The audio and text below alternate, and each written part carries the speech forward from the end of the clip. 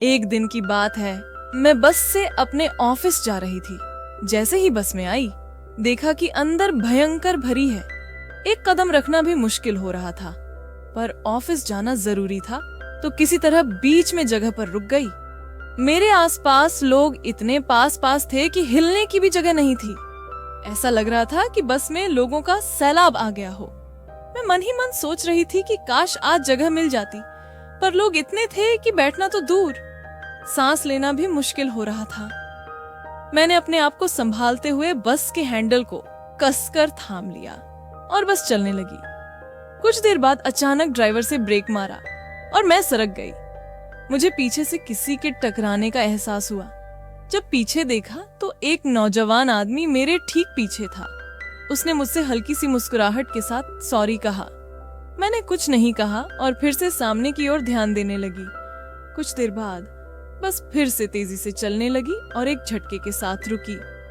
उस झटके से पीछे से एक बार फिर से मुझे कुछ चुभता सा महसूस हुआ। मैंने पहले सोचा कि शायद बस के अंदर कोई लोहे की सरिया या कोई और चीज लगी होगी। जाम में ऐसा अक्सर होता है, इसलिए मैंने ज्यादा ध्यान नहीं दिया। लेकिन जब वह एहसास बार बार होने लगा तो मेरे मन में संदेह हुआ। मैं सोचने लगी कि ये सिर्फ धक्का नहीं हो सकता, जरूर कुछ और है। मैंने हिम्मत जुटाई और जरा सा पीछे की ओर देखा। वो आदमी अब भी वहीं था और ऐसा लग रहा था कि उसे भी जरा दिक्कत हो रही है। मैंने और ध्यान से देखा तो उसकी पैंट में कुछ ऐसा लगा जो साफ साफ नजर आ रहा था। मेरी नजर उसकी पैंट पर टिक गई और अब मुझे सारा माजरा समझ में आ गया था। उस आदमी का सामान शायद जाम में धक्के के कारण मुझसे टकरा रहा था। मैंने हल्की मुस्कुराहट के साथ उसकी तरफ देखा और उससे कहा, जरा साइड हो जाओ, मुझे दिक्कत हो रही है। मेरी बात सुनकर उसके चेहरे पर एक राहत भरी मुस्कान आ गई, जैसे उसे खुद भी संकोच हो रहा हो। वो हल्का साइड में हो गया और मैंने भी राहत की सांस ली। उस दिन के बाद से मैंने महसूस किया कि बस में यात्रा करना आसान नहीं होता। हर दिन अलग अलग तरह के लोग मिलते हैं, कुछ अच्छे, कुछ बुरे। कुछ लोग तो ऐसे होते हैं कि उनकी हरकतें देखकर मन मचल जाता है। वो चुभन इतनी अच्छी लगी कि अब मैं ऑफिस जाने के लिए ऑटो की जगह बस से जाने लगी, और ऐसे छोटे मोटे आनंद लेना तो अब मेरी यात्रा का हिस्सा बन चुके हैं। अब तो मैं जाम में किसी से ज्यादा उलझती नहीं। मैंने सीख लिया है कि जब तक बहुत ज्यादा परेशानी ना हो, आनंद लेते रहो। जाम में चीजें अक्सर काबू में नहीं होती, और समझदारी इसी में है कि बिना ज्यादा हंगामा किए अपनी यात्रा पूरी कर ली जाए। बस थोड़ा सा ज्यादा नहीं, इसी तरह मजे लेते रहो। उस दिन की घटना अजीब तो थी, लेकिन इसने मुझे दिन भर मुस्कुराने का बहाना दे दिया। और एक मजेदार बात यह हुई कि अगले दिन जब मैं ऑफिस के लिए निकली तो उसी आदमी से बस में फिर मुलाकात हो गई।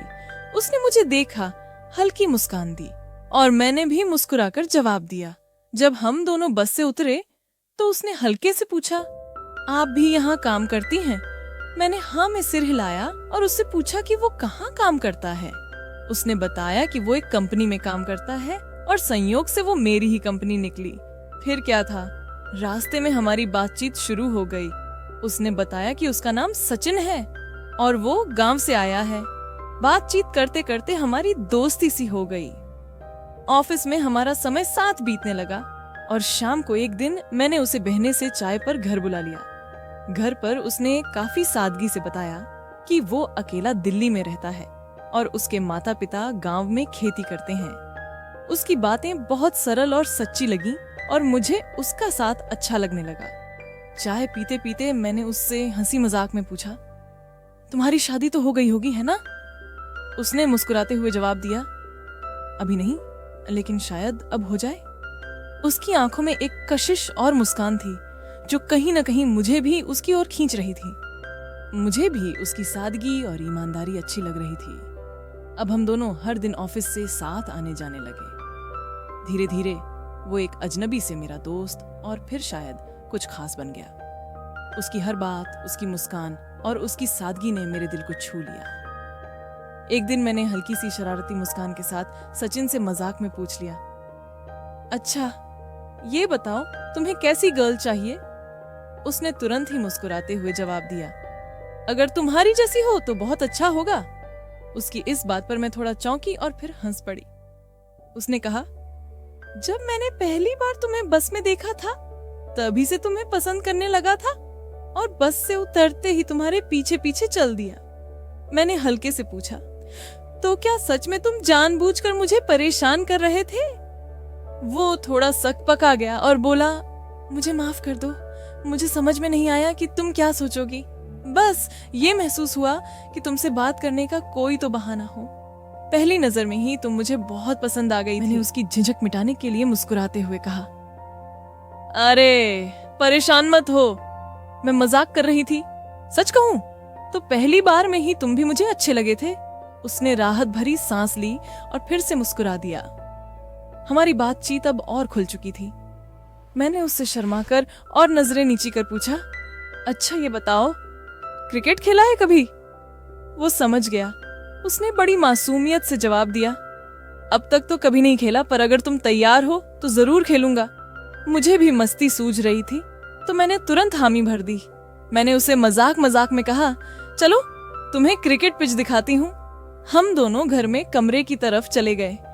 मैंने एक मजेदार योजना बनाई थी, क्योंकि सच तो ये था कि मैंने भी क्रिकेट कभी नहीं खेला था।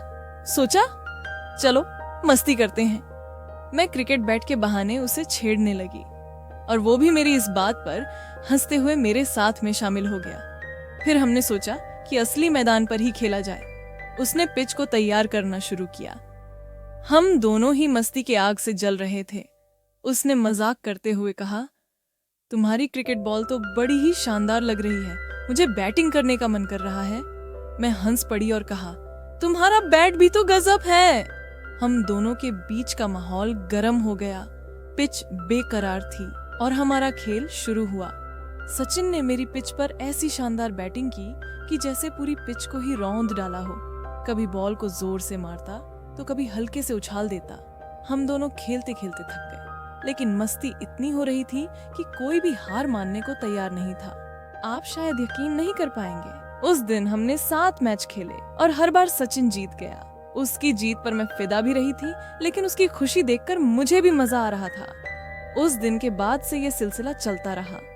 अब जब भी ऑफिस से समय मिलता, सचिन मेरे घर आता और हम दोनों फिर से क्रिकेट खेलते। ये वो पल थे जो हमारी दोस्ती को और भी गहरा बना रहे थे। अब तो जब भी मुझे सचिन के साथ बिताए वो पल याद आते हैं तो चेहरे पर अलग प्यास सी आ जाती है। दोस्तों, ये मेरी कहानी थी। अगर आपको ये अच्छी लगी हो तो हमारे चैनल को लाइक और सब्सक्राइब करना मत भूलिए। आपका साथ हमारे लिए बहुत खास है। थैंक्स।